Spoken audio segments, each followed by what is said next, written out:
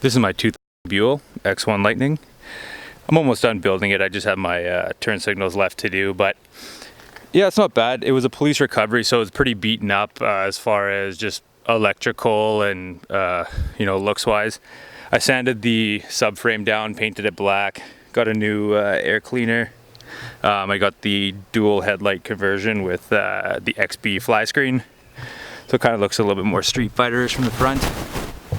So what I did with the headlights was I made a bracket to hold it. I just modified the stock bracket there.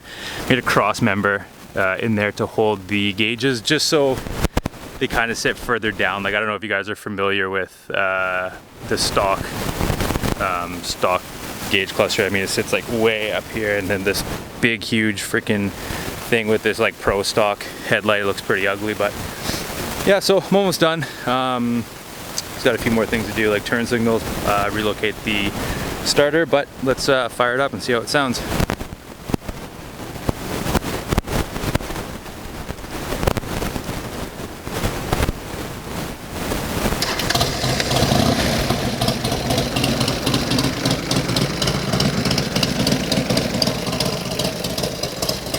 It's not too bad. I mean, it's got the race ECU, race exhaust.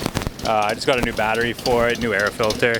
So it's pretty good, pretty torquey. I mean, I do enjoy it. I mean, it's obviously not a crotch rocket by any means, but I mean, for a nice cruiser sport bike, I mean, it's fun, it's cool, it's got tons of power, tons of torque.